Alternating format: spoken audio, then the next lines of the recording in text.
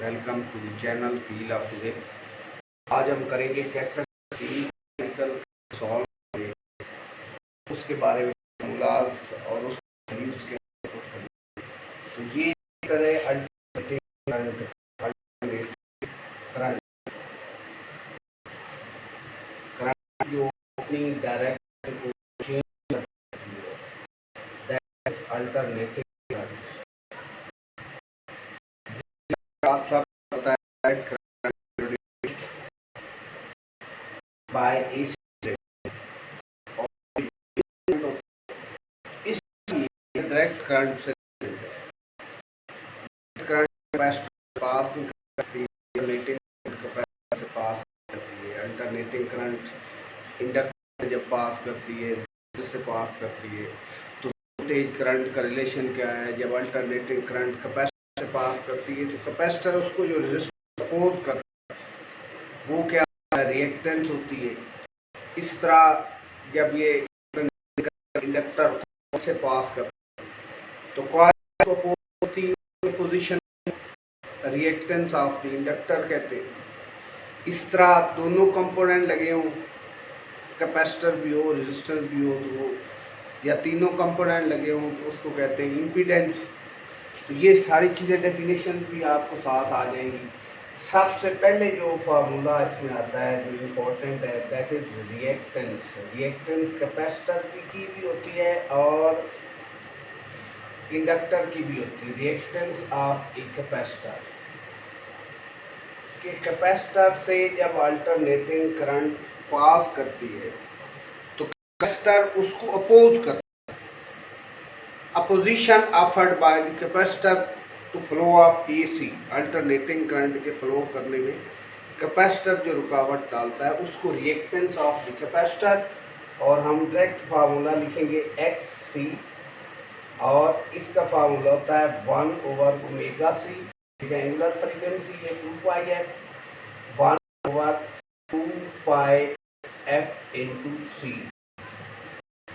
F क्या है? ये फ्रीक्वेंसी अल्टरनेटिंग करंट की कैपेसिटर से पास कर रही, और सी उस कैपेसिटर की जो सर्किट में उसकी कैपेसिटेंस है। फॉर एग्जांपल आपके पास गिवन होता है कि 50 hertz alternating current connected to the capacitor और कैपेसिटर कैपेसिटी 6 माइक्रोफैरड। आप इसको फैरड में कन्वर्ट कर लें, 10⁻⁻⁶। ये वैल्यू और ये वैल्यू पे पुट कर दें, पाई वैल्यू सब 3.14 है। तो आप उस पर्टिकुलर सर्किट में कैपेसिटर की रिएक्टेंस फाइंड कर सकते हैं।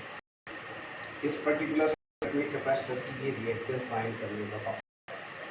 इस तरह दूसरा, जब इंडक्टर लगा हो सर्किट में, इंडक्टर उसकी रिएक्टेंस ऑफ इंडक्टर फार्मूला क्या होगा? Reactance of inductor XL omega L. Omega सबको पता है, ओमेगा होता है 2 पाई एफ इंटू एल। अब यहाँ फ्रीक्वेंसी है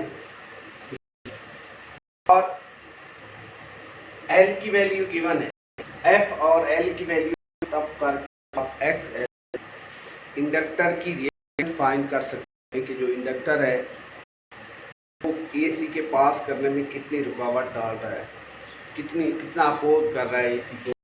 ये रिएक्टेंस ऑफ द इंडक्टर है। और इन दोनों का करेक्टर लाइक रेजिस्टर है। जिस तरह रेजिस्टेंस है, इनका ऐसा यूनिट दोनों का रिएक्टेंस का, इस दिन दोनों का जो यूनिट है ऐसा यूनिट ऑफ रिएक्टेंस वो कैपेसिटर और इज ओम। अगर सर्किट में सिर्फ कैपेसिटर लगा है तो वहां पे भी आप रेजिस्टेंस लगी हुई, तो रेजिस्टेंस का रोल ये रिएक्टेंस प्ले कर रही है। अगर सर्किट में इंडक्टर लगा है, रेजिस्टेंस नहीं, तो रेजिस्टेंस का रोल ये XL reactance of inductor play कर रही है, रेजिस्टेंस का रोल प्ले कर रही है।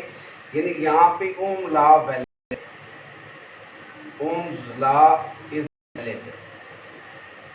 ओम लॉ क्या है? V is equal to I R. ये है डायरेक्ट करंट के लिए, बिजली के लिए ओम लॉ। इसी लॉ को जब आप AC के लिए लिखते हैं, फॉर अल्टरनेटिंग करंट आप लिखते हैं AC के लिए, तो इस लॉ की फॉर्म आ जाती है VRMS root mean square value is equal to IRMS into R। तो VRMS IRMS root mean square value of voltage, root mean square value of current. Current की एवरेज वैल्यू अल्टरनेटिंग करंट की cycle में average value होती है, लेकिन उसके square की जो एवरेज लेते हैं वो जीरो नहीं होती। उसको IRMS और वोल्टेज की बात करें VRMS। तो अगर हम सिर्फ कैपेसिटर की बात करें तो ये फार्मूला क्या शेप लेगा? VRMS is equal to IRMS into XC आ जाएगा। यानी न्यूमेरिकल में आता है। न्यूमेरिकल में आपको डेटा में जो गिवन चीज है वो आप फ्रीक्वेंसी है, C है, और साथ ये VRMS की। इस फार्मूले से पहले XC फाइंड कर लें। XC जब फाइंड कर लें उसको यहाँ पुट, VRMS गिवन है तो IRMS फाइंड कर लें, IRMS गिवन है तो VRMS फाइंड कर लें। सिमिलरली आप जो है ये इंडक्टर की रिएक्टेंस फाइंड करें, और इंडक्टर के लिए सिमिलरली फॉर इंडक्टर यही फार्मूला वैलिड रहेगा। VRMS is equal to IRMS into XC नहीं XL आ जाएगा। यहाँ पे अब आपके पास आ जाएगा XL। ठीक है, XL की वैल्यू गिवन होगी, आप XL फाइंड कर लें। इस XL फाइंड करें, यहाँ पुट करें, यहाँ इन दो में से VRMS IRMS एक वैल्यू गिवन होगी और दूसरी आपने फाइंड करनी होगी। XL आप फाइंड कर चुके हैं, फॉर एग्जांपल VRMS तो IRMS इक्वेशन से आप फाइंड कर सकते हैं। ठीक है, तक ये न्यूमेरिकल 2-3 न्यूमेरिकल इससे हो जाते हैं। इसके बाद है एक अगली टर्म है जो मैं आपको बताने लगा हूँ, दैट इज इम्पीडेंस। इम्पीडेंस क्या है? इसके रिलेटेड न्यूमेरिकल और ये सारे फार्मूले आपको। इम्पीडेंस अगर रेजिस्टेंस भी सर्किट में लगी है, कैपेसिटर भी लगी हुई है, दोनों सीरीज में कनेक्टेड है, दोनों सीरीज में कनेक्टेड हैं, कि जो कंबाइंड इफेक्ट है रेजिस्टेंस का उसको इम्पीडेंस कहते हैं। यानी रेजिस्टर अल्टरनेटिंग करंट के फ्लो में रुकावट डाल रहा है, आगे कैपेसिटर लगा हुआ है उसके सीरीज में, कैपेसिटर भी अल्टरनेटिंग करंट के फ्लो में रुकावट डाल रहा है, तो उनका combined effect of resistance, that is combined effect of resistance, combined effect of resistance of resistor and capacitor, of resistor and capacitor।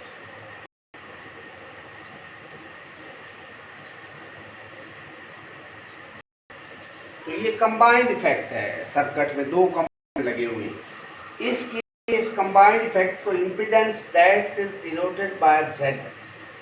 तो Z फाइंड करने का क्या तरीका है कि आप कैपेसिटर की रिएक्टेंस जो फार्मूला है उसको फाइंड करें, XC का स्क्वायर करें, फिर जो रेजिस्टेंस की वैल्यू इसका स्क्वायर करें और सब का स्क्वायर हो।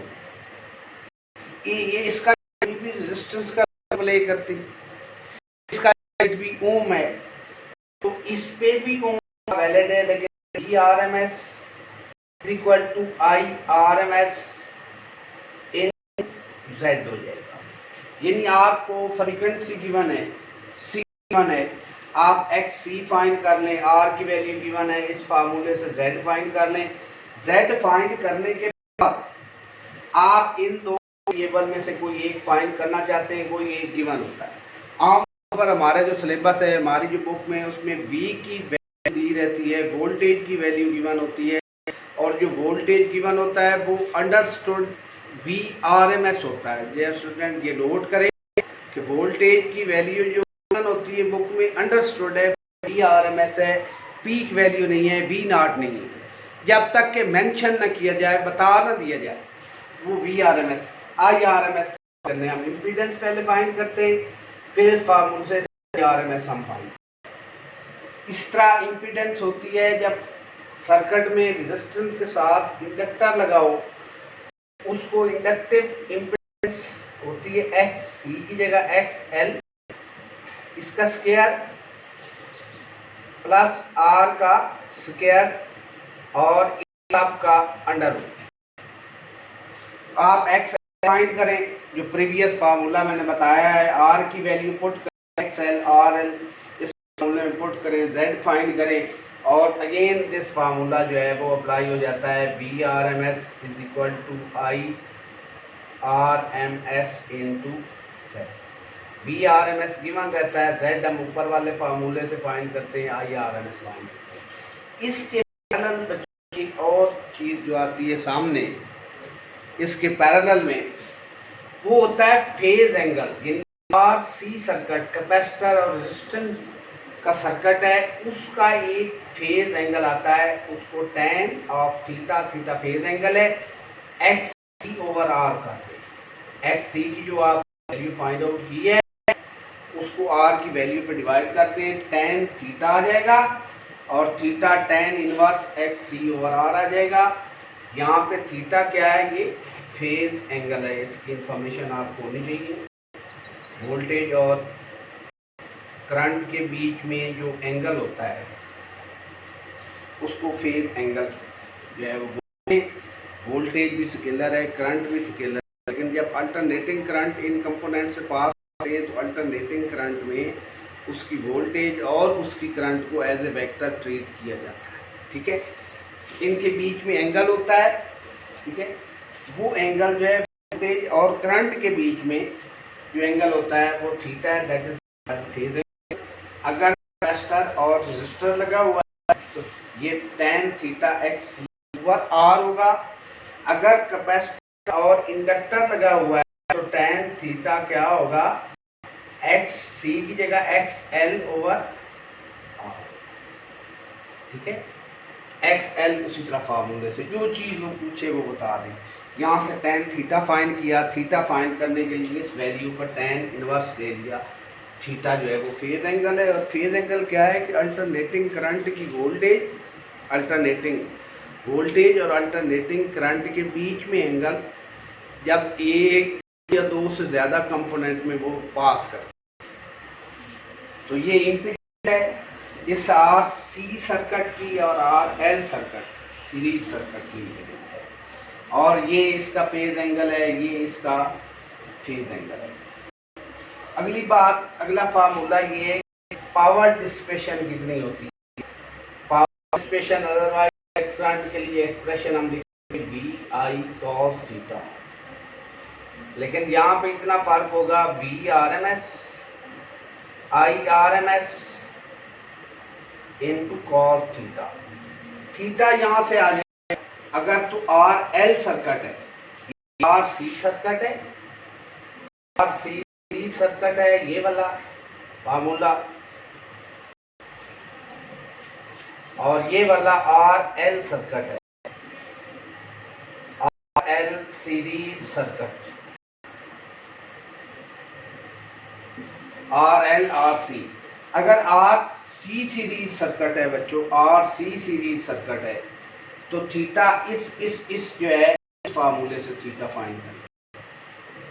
अगर आपके पास RL सर्किट है तो आपको कहा जाए फेज एंगल फाइंड करें, तो फिर आप ये फार्मूला, यानी depend upon the nature of circuit की, कैपेसिटर सर्किट में रेजिस्टेंस के साथ कैपेसिटर लगा हुआ है या रेजिस्टेंस के साथ इंडक्टर लगा हुआ है। ठीक है, उससे फेज एंगल वो आ जाएगा। फेज एंगल यहाँ पे पुट करें VRMS IRMS, या तो गिवन होगी या अगर नहीं गिवन फार्मूले से या इस फार्मूले से, depending upon nature of the circuit के, इंडक्टिव है कैपेसिटिव, उससे फाइंड करके ये पावर भी आप फाइंड आउट कर सकते हैं। तो ये पावर फाइंड का फार्मूला है, इससे सारे न्यूमेरिकल। आखिरी चीज़ जो मैं आपको बताने जा रहा हूँ, ये इम्पीडेंस हो गया। अब आपको बताने जा रहा हूँ रेजोनेंस फ्रीक्वेंसी है। फ्रीक्वेंसी एक सर्किट होता है, आर एल बी है, कैपेसिटर होता है और एक सीरीज में कनेक्टेड होते हैं, R L C series circuit. Resistance भी लगी हुई है, इस बारे में मैं डिटेल नहीं, थोड़ा सा ब्रीफ इंट्रोडक्शन आपको दूंगा, अलग वीडियो करनी पड़ेगी, पूरा है। एक सर्किट में ये रेजिस्टेंस भी लगी हुई है, इंडक्टर का ये लगा हुआ है और ये कैपेसिटर भी लगा हुआ है और इसको कनेक्ट किया गया अल्टरनेटिंग करंट के सोर्स से। ये वो वोल्टेज सोर्स है अल्टरनेटिंग करंट का, उसका ये सिंबल है। ये आर होता है, ये एल इंडक्टर और सी कैपेसिटर। इससे जब अल्टरनेटिंग करंट फ्लो करेगी, इसकी टोटल जो रेजिस्टेंस का इफेक्ट है उसको भी इम्पीडेंस कहते हैं, इम्पीडेंस कहते हैं। ठीक है, उसका मैं हमारे बुक में न्यूमेरिकल नहीं है, लेकिन फॉर्मूला मैं लिख देता हूँ, एक्स एल माइनस एक्स सी फाइंड करें, इसका स्क्वायर प्लस आर का स्क्वायर और इस सब का अंडर रूट लेंगे, तो ये इसके इम्पीडेंस का मैग्नीट्यूड आ जाता है। ठीक है, तो हम इन्हें एक पर्टिकुलर फ्रीक्वेंसी में एफ से डिनोट करते हैं, इसको रेजोनेंस फ्रीक्वेंसी कहते हैं। 1/2 pi L C under root, ये अंडर रूट याद रखिए एल और सी के ऊपर है। इंडक्टर की पर्टिकुलर वैल्यू है, कैपेसिटर की एक पर्टिकुलर वैल्यू गिवन है। इस फार्मूले में पुट करके ये फ्रीक्वेंसी एक आती है, ये रेजोनेंस फ्रीक्वेंसी है।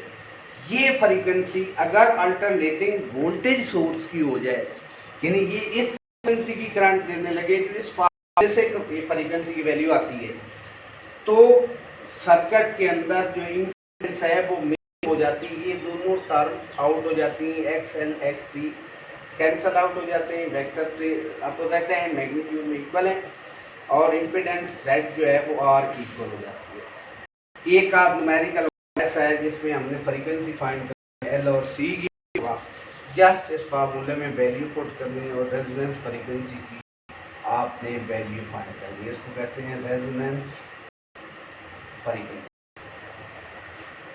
इस फ्रीक्वेंसी अगर ये फ्रीक्वेंसी इस फार्मूले से फाइंड और उस सोर्स की फ्रीक्वेंसी हो, तो हमारे पास सर्किट में करंट मिनिमम हो जाता है, इम्पीडेंस मिनिमम होके Z is equal to R की इक्वल हो जाती है और ये इस सर्किट की मिनिमम इम्पीडेंस है, इससे हो नहीं सकती। और सर्किट में जो करंट है वो लीड करता है मैक्सिमम पे। ठीक है, चलो थ्योरी का थोड़ा टच हो गया। इसको ग्राफ हम प्लाट अगर करें ना, ये फ्रीक्वेंसी के दरमियान करंट इन दी सर्किट के दरमियान, तो लाइक दिस शेप, इस पर्टिकुलर फ्रीक्वेंसी पे we are getting maximum current, otherwise हम करंट जो है वो मैक्सिमम हासिल नहीं कर सकते। इस फ्रीक्वेंसी को रेजोनेंस फ्रीक्वेंसी कहते हैं। ऐसी फ्रीक्वेंसी इस फार्मूले से लो और उस फ्रीक्वेंसी अल्टरनेटिंग वोल्टेज सोर्स की हो, उस रेजोनेंस फ्रीक्वेंसी हम कहते हैं। तो ये सारे फार्मूले आप यूज करके चैप्टर नंबर 16 के न्यूमेरिकल सॉल्व कर सकते हैं। Thank you very much.